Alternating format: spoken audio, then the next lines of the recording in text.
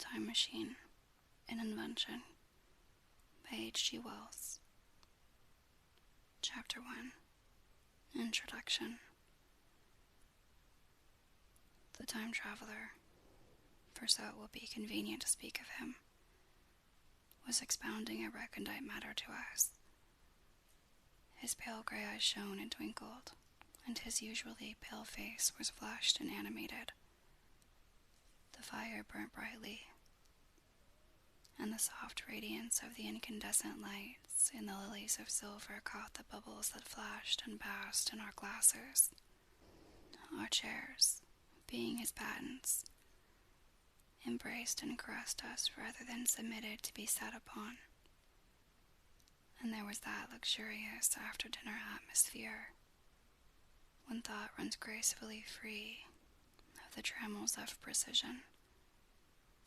And he put it to us in this way, marking the points with a lean forefinger, as we sat and lazily admired his earnestness over this new paradox as we thought it. You must follow me carefully. I shall have to controvert one or two ideas that are almost universally accepted. The geometry, for instance, they taught you at school is founded on a misconception. Is it not that rather a large thing to expect us to begin upon, said Philby, an argumentative person with red hair. I did not mean to ask you to accept anything without reasonable ground for it. You will soon admit as much as I need from you. You know, of course, that a mathematical line, a line of thickness, Neil, has no real existence. They taught you that neither has a mathematical plane. These things are mere abstractions. That is all right, said the psychologist. Nor having only length, breadth, and thickness, can a cube have a real existence. There, I object, said Philby. Of course, a solid body may exist, all real things. So most people think. But wait a moment. Can an instantaneous cube exist? Don't follow you, said Philby.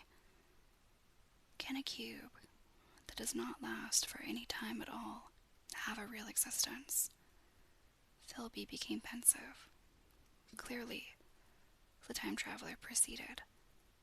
Any real body must have extension in 4 directions. It must have length, breadth, thickness, and duration. But through a natural infirmity of the flesh, which I will explain to you in a moment, we incline to overlook this fact.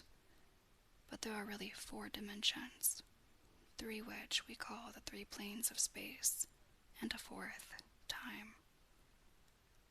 There is, however, a tendency to draw an unreal distinction between the former 3 dimensions and the latter, because it happens that our consciousness moves intermittently in one direction along the latter from the beginning to the end of our lives.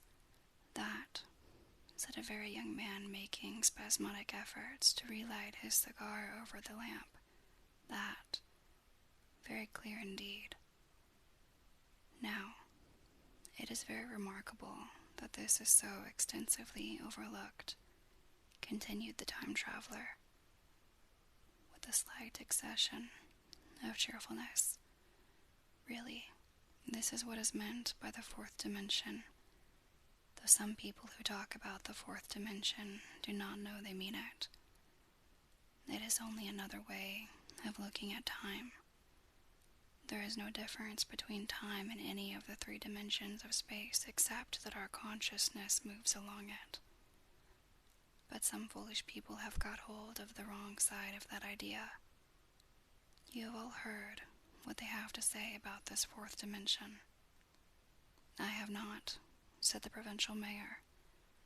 It is simply this, that space, as our mathematicians have it, is spoken of as having 3 dimensions, which one may call length, breadth, and thickness.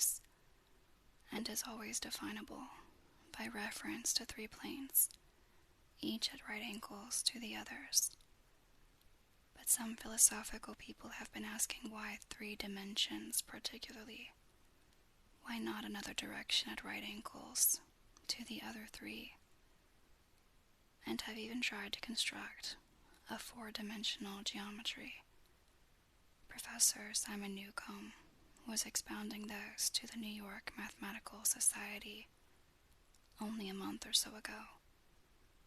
You know how on a flat surface, which has only two dimensions, we can represent a figure of a three-dimensional solid. And similarly, they think that by models of three dimensions, they could represent one of four, if they could master the perspective of the thing. See? I think so, murmured the provincial mayor, and knitting his brows he lapsed into an introspective state, his lips moving as one who repeats mystic words. Yes, I think I see it now, he said after some time, brightening in a quite transitory manner. Well, I do not mind telling you, I have been at work upon this geometry of four dimensions for some time. Some of my results are curious. For instance, here is a portrait of a man at 8 years old, another at 15, another at 17, another at 23, and so on. All these are evidently sections, as it were, three-dimensional representations of his four-dimensioned being, which is a fixed and unalterable thing. Scientific people, proceeded the time traveler, after the pause required for the proper assimilation of this, know very well that time is only a kind of space. Here is a popular scientific diagram, a weather record. This line I trace with my finger shows the movement of the barometer. Yesterday it was so high. Yesterday night it fell. Then this morning it rose again, and so gently upward to here. Surely the mercury did not trace this line in any of the dimensions of space generally recognized. But certainly it traced such a line, and that line, therefore, we must conclude, was along the time dimension. But, said the medical man, staring hard at a coal in the fire, if time is really only a fourth dimension of space, why is it, and why has it always been, regarded as something different? And why cannot we move in time as we move about in the other dimensions of space? The time traveler smiled. Are you so sure we can move freely in space? Right and left we can go, backward and forward freely enough, and men have always done so. I admit, we move freely in two dimensions, but how about up and down? Gravitation limits us there. Not exactly, said the medical man. There are balloons. But before the balloons, save for spasmodic jumping and the inequalities of the surface, man had no freedom of vertical movement. Still, they could move a little up and down, said the medical man. Easier, far easier down than up. And you cannot move at all in time. You cannot get away from the present moment. My dear sir, that is just where you are wrong. That is just where the whole world has gone wrong. We are always getting away from the present moment.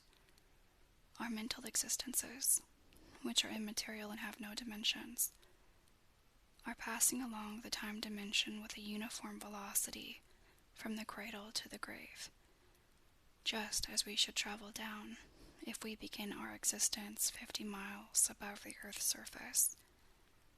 But the great difficulty is this, interrupted the psychologist.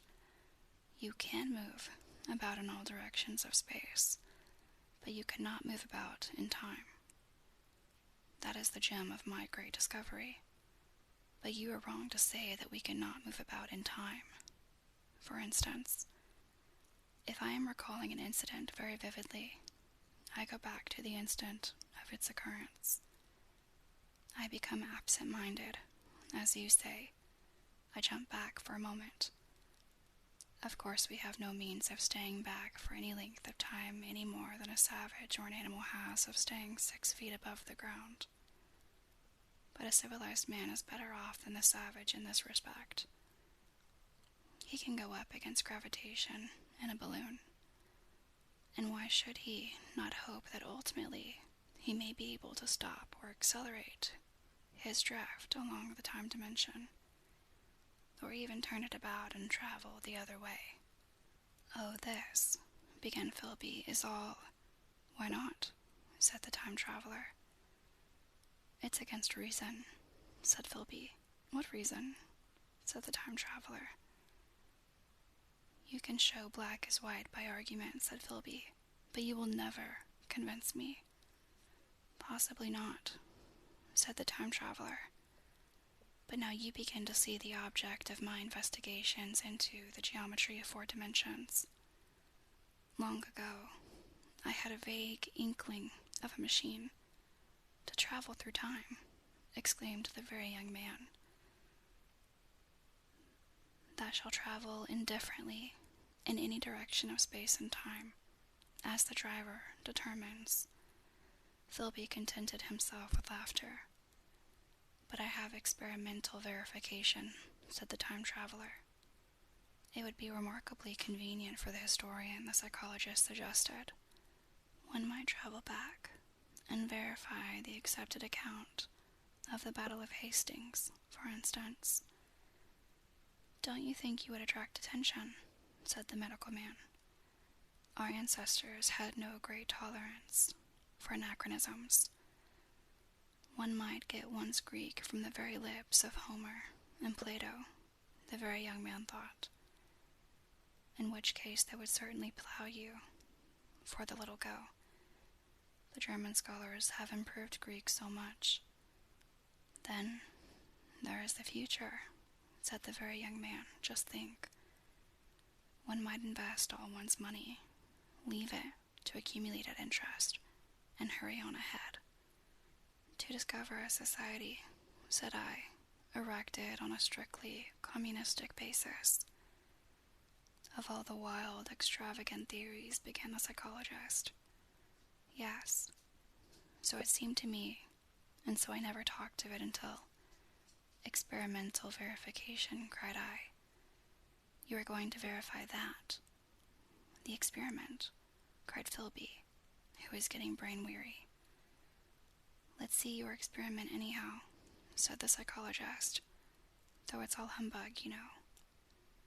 The time traveler smiled round at us, then still smiling faintly, and with his hands deep in his trousers pockets, he walked slowly out of the room, and we heard his slippers shuffling down the long passage to his laboratory.